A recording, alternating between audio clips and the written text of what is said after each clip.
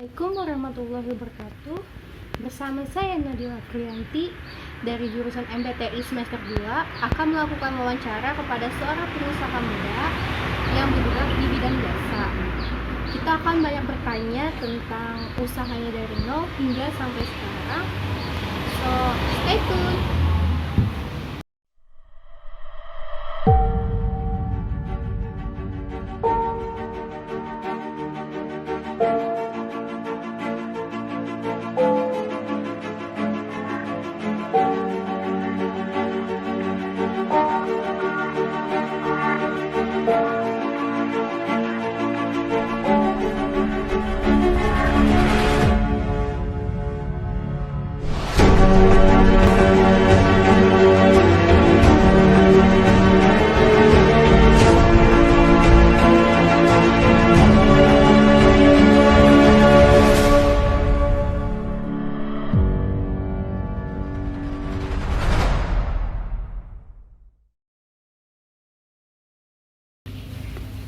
Halo semua, kita sudah sampai di kursusannya dan kita sedang bertemu dengan kakak pemilik kursusan ini.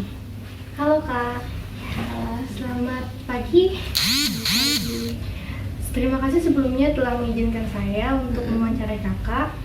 Apa kami boleh tahu siapa nama panjangnya kakak? Kakak Fitriah Hikmah. Kalian biasanya teman-teman manggilnya Kak Fitri. Oke kak Fitri.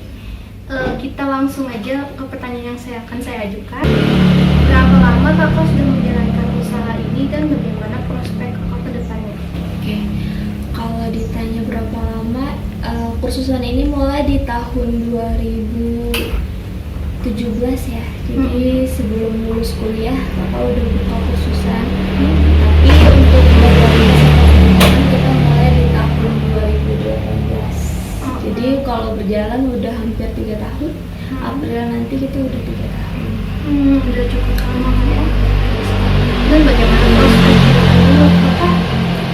Menurut kakak, kalau untuk kursus bahasa Inggris sangat menjanjikan ya. Karena sejauh ini khususnya di Banjarmasin orang-orang sangat butuh kursus bahasa Inggris, karena apalagi di zaman globalisasi di mana persaingan dunia kerja makin berat, kualitas orang untuk masuk ke dunia kerja juga harus makin bagus. Jadi biasanya perusahaan yang besar atau skala internasional butuh orang-orang yang jago bahasa Inggris. Sedangkan kakak lihat di Banjarmasin masih sangat minim sekali orang yang bisa bahasa Inggris. Jadi bahasa Inggris sangat menjanjikan sih untuk kursusan. Benar. Jadi itu termasuk alasan kakak untuk mendirikan kursusan ini? Iya, itu salah satunya. Sebenarnya pertama itu karena passion sih. Jadi waktu kuliah itu dulu kakak sambil kuliah sambil ngajar juga. Karena memang basicnya suka sharing, nggak cuman pelajaran sih, cuman karena kebisaannya bahasa Inggris, jadi sharingnya dulu bahasa Inggris. Dulu itu kerja juga sempat di kursusan orang lain sebelum kita buka sendiri. Nah, karena merasa memang punya bakat di situ, terus juga kok kalau aku ngajarin orang kayaknya orang cepet paham ya, kok dapat metode mudah ya gitu. Sampai ketemu konsep sendiri gimana caranya bikin orang cepet paham bahasa Inggris. Jadi kita bikin konsep gimana caranya bikin sebuah lembaga kursus yang bisa bikin mahasiswanya atau siswanya cepet paham gitu bahasa Inggris. Karena kan selama ini stigma orang tentang bahasa Inggris kok susah ya kak, apalagi grammar gitu dan lain-lain. Nah, itu yang kita pengen coba rubah. Kalau bahasa Inggris itu sebenarnya nggak sesusah itu, mudah aja kalau tahu ilmunya. Nah, ilmu itu yang kita bakal share ke orang-orang. Itu sih. Terus kan berarti dari passion itu kan mudah banget ya kak. Kayak 3 tahun yang lalu mungkin umur kakak sekitar belum lulus kuliah sama sudah. Nah, terus modal yang kakak dapat buat membangun awal-awal itu gimana kak? Uang sendiri? Nah, itu enaknya kalau bidang jasa itu kita nggak perlu modal banyak sebenarnya. Modalnya adalah skill kita. As long as kita masih punya tempat wadah buat ngajar. Dulu masih ngontrak kan, masih ngekos sama teman-teman. Jadi tempat kos dijadiin tempat untuk belajar private. Terus untuk modal awal itu ya dari uang jajan. jajan 200.000, ingat banget. 200.000 cuman buat modal papan tulis kecil, meja, bikin dari temen juga yang punya kebiasaan waktu itu minta bikinin.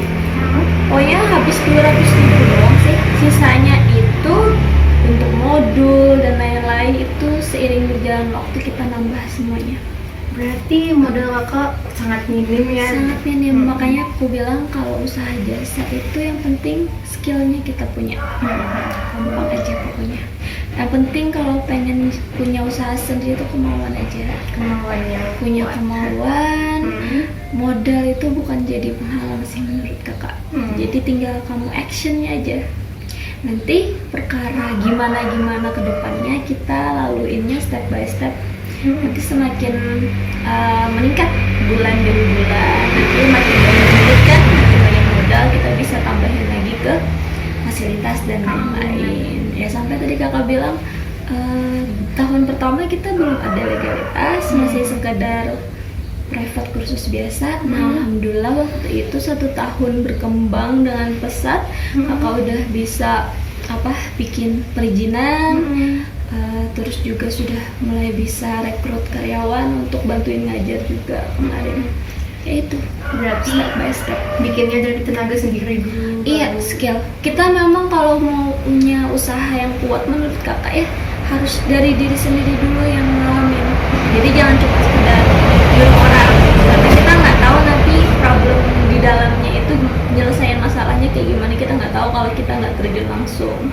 Kalau sudah terjun langsung, nanti kalau orang masuk buat kerja sama kita tinggal ngarahin gitu enak. Ya benar sekali kak. Oke, berarti di awal-awal itu apa selalu maju gitu kak usaha kakak? No. Up and down itu pasti, pokoknya kalau kalian pengen jadi pengusaha atau wirausahawan yang punya usaha sendiri, satu hal yang harus kalian bekali dulu yaitu mental ya. Karena tanpa mental yang kuat kalian nggak akan bisa bertahan sampai sekarang. Musuh terbesar seorang entrepreneur menurut kakak diri mereka sendiri. Karena untuk konsisten itu susah. Untuk memulai itu menurut kakak sangat gampang.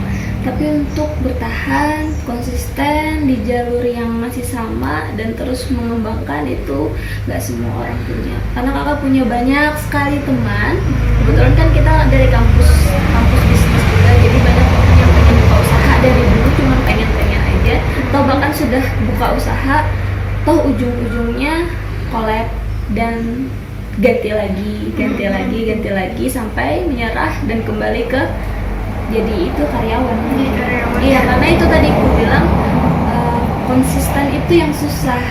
Up and down itu sudah pasti. Jadi kalau kalian nggak siap buat up and down, nggak usah jadi pengusaha. Itu aja sih.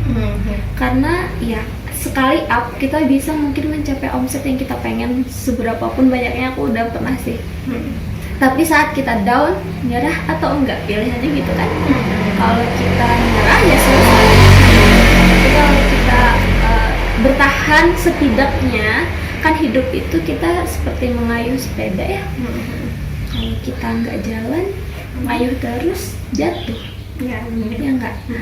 Setidaknya kalau misalnya capek, nggak apa-apa istirahat, tapi jangan stop. Terus lanjutin perjalanan sampai kita ketemu di ujung. Ini menurut kakak juga di 3 tahun FIC ini masih awal banget. Untuk seorang pengusaha yang pengen usahanya stabil itu nggak bisa setahun 2 tahun kita anggap sudah stabil, nggak bisa. Jadi harus prosesnya, mungkin orang-orang yang sekarang punya lembaga yang besar, mereka pasti berpuluh-puluh tahun juga. Ya benar. Nikmatin aja prosesnya sih, gitu sih.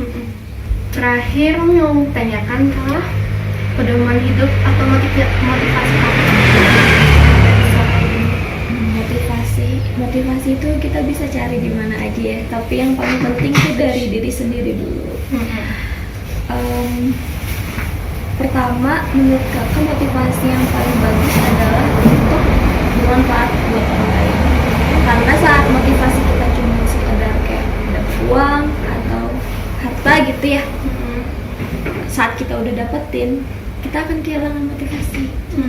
Ya enggak? Tapi kalau kita niatnya untuk aku menjalani ini buat bermanfaat bagi orang lain, buat mencerdaskan orang lain, buat bisa bikin orang lain paham nih, oh ternyata bahasa Inggris itu nggak sesulit itu. Nah itu sebenarnya motivasi setiap hari yang bikin tetap bertahan sampai sekarang. Ada kesenangan tersendiri saat kita bisa bikin students itu mengerti, paham, dan bermanfaat bagi mereka. Nah itu sih Sangat-sangat bermanfaat. Terima kasih atas waktunya. Mungkin sampai sini. Semoga cerita dan pengalaman kakak bisa bermanfaat juga bagi yang menonton. Oke. Assalamualaikum kak. Salam.